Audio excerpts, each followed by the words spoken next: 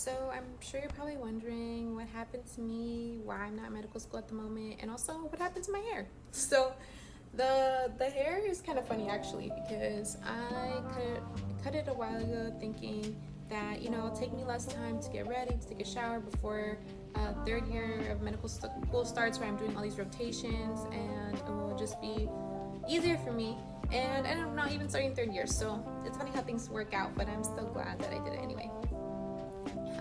I promise you, the reason why I'm not in medical school, it's not that eventful, it's not that serious compared to other students who probably have been in my position before. But the challenges that I face, I can say that are probably fairly common. And all I can hope with this is that that other people find a little bit of more peace in knowing that if you're considering taking a pause, taking a step back, wherever you are at in this process, in this profession, or anything, or in anything really, that's okay. Medical school is going to be here long after you're gone. You're going to be constantly making sacrifices throughout your career. That's a fact. So it's not a secret to anybody. You will have to sacrifice a lot. But what are you sacrificing? How you are doing it? So it's up to you. And to your community, to your patients.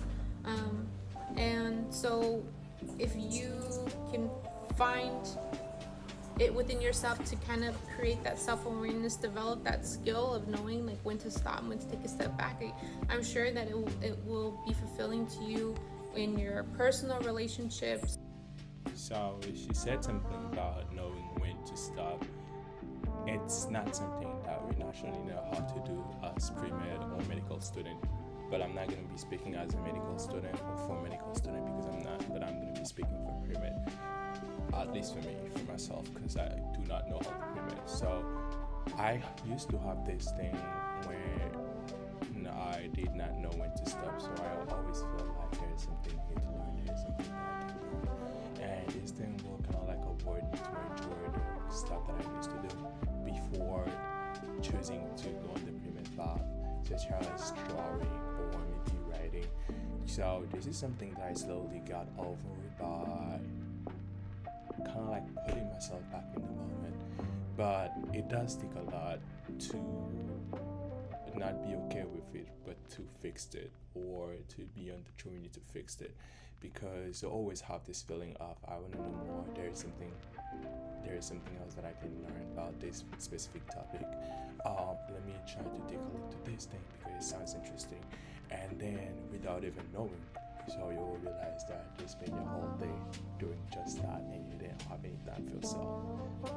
So yeah, it's really important to know when to stop, but you'll have to learn how to do it, because sadly it's not something that you will just do naturally. And the thing is, not everybody can teach you that, or you're the only one that can teach yourself how to do so, because you're the only one who knows yourself well enough. So yeah, just make it even harder Amongst your family and your friendships, to take those moments and prioritize yourself a little bit. It doesn't make you any less of a medical student, doesn't make you any less of a future doctor.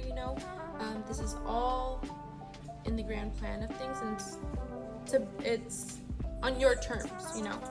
And essentially that's what's happening with me. I decided to take this year off so that way I can continue through this process on my terms. Basically how that came about is that I was preparing to take step 1, which is a board exam that you take at the end of your second year of medical school. It's essentially, for those of you who don't know, a cumulative exam that accompanies things like immunology, anatomy, pharmacology, and it's an exam that you must take before beginning third year. At least that's the policy at our institution. I'm sure a lot of others places are the same or similar. And you have around like 6 weeks or less, depending on when you schedule it, and to take it, of just pure study time within those 6 weeks. And typically people study on average like 10 hours a day, 8 hours a day. And in my case, I had actually postponed the exam 3 times. And the reason why I did so was because the practice exams I was taking, I was getting nowhere near passing. In fact, our step 1 year, I guess, was the first class to take it pass no pass.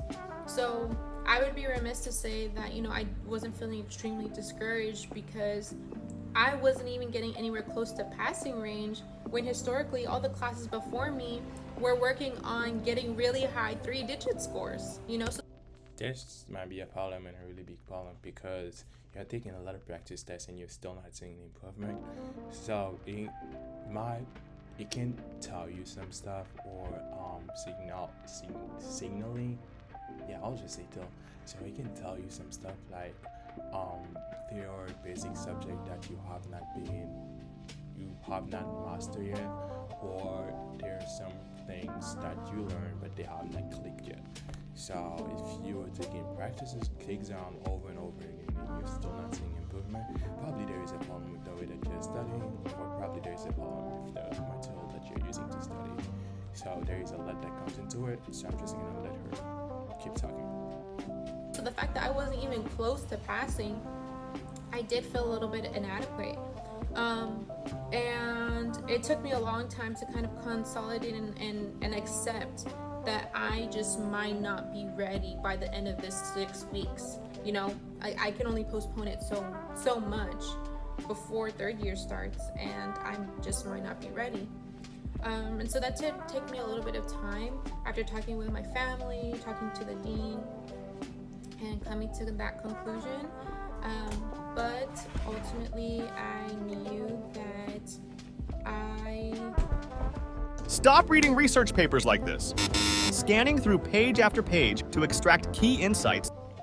Wasn't going to be ready within that time frame. Essentially, the week before the last time I postponed it, I still wasn't in the passing range. I actually was probably in the 30th percentile, and I knew that I could have taken the exam.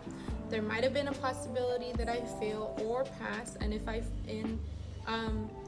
that's still a possibility that some people will take, because I generally know people will still take the exam and hope that they pass and they won't have to worry about it.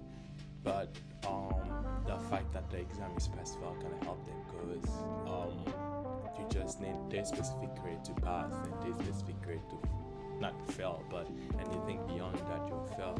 So it's still a possibility. And yeah, so she chooses not to do it because I think she kind of cares about what she knows and how she will pass. So let's find out. Either way, though, I could at least still start 3rd year. So there was that option. I didn't technically have to take this year-long leave of absence. I could have started, but I chose not to do that. I chose not to do that because I knew that if I failed this exam, that blemish on my profile could impact my ability on getting matched in residency programs in the future.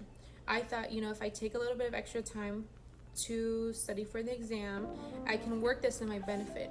I can actually do some research, get published in a few papers, but I also can work on, my personal growth, finding peace in my life, working on developing skills and hobbies that I never really got a chance to because I was so involved in medical school. And I can say that I've been loving it a little bit too much.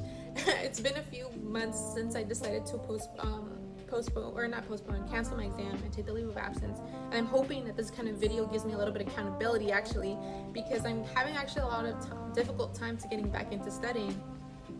But ultimately, that's kind of where I'm coming from, is that I decided to postpone it to kind of work it in my benefit, knowing that the likely outcome, based on where I was at, was probably going to lead me to fail the exam. No, it's not because you're having a lot of bad, I'll say negative feedbacks from your practice tests that are going you will feel the real thing. So the good thing that I hope that she did was to reach out for help, not just taking a break and then come back to it, because when you do take a break and you come back to it, it's going to be harder to process, because I think your mind won't be into it as much as it was or maybe used to before, and then it will be harder to kind of like train yourself to be back into it. So the thing that she should have done, and I'm not telling you the thing that she did is wrong, but the thing that I hope that she did or she should have done for me, from my personal perspective, is take the break. Not go for a whole year, but take the break and reach out for help and reach out for people, like, so that she can learn about the best way to learn, her way to learn, and how she needs to tackle the real exam. So that's what I wish she should have done, instead of just taking the year and then come back, because taking the year will be pretty hard for her to deal with, because she won't have to only deal with medical school right now. She will have to deal with much more than that, because she has more free time, and more free time does involve a lot of unexpected disruptions. So yeah, that's how I see it. And so I'm gonna probably do some more videos, more updates in terms of like how that process was going through my first dedicated round, because I was journaling or like video journaling throughout that process. But again, I just wanted to do this quick update to share with you all that I'm doing great. I'm doing fine. It's been an adjustment going 1,000 miles a minute to being at home, you know, like thinking like, okay, what do I want to do? There's so much, I'm like, I am having a little bit of an existential crisis now that I'm not a full-blown medical student at the moment, but this is good for me. I'm really grateful that I even have this opportunity for self-reflection and self-growth. So Really important. hopefully I can share that a little bit more with you all as this journey goes along. But yeah, I hope this kind of normalizes the conversation of you know, putting yourself first. It's no coincidence that doctors have one of the highest suicide rates. You know, it's no coincidence that we probably, I don't know the data on this, but probably have one of the most highest divorce rates. You know, and I think it kind of starts with how we perceive and treat each other right at the beginning guppy stages in medical school. And I just don't believe, I firmly believe that people have their own process of things, have their own pace of things, and it doesn't make you any less of a person. In fact, it helps you grow. And again, I'm sorry if I cut her off right now, but she said something really important. She said that people have like their own process and they'll pretty much like their own way to deal with things. So, and it does not make them any less than somebody else. So that's where I want to come back with one of the things that I've said earlier. So if things are getting harder, taking a break and not thinking about the things that were getting harder or dealing with the things that was getting harder is not a good thing to do. For me, I'm not telling you that the thing that she did is wrong and she shouldn't be doing it.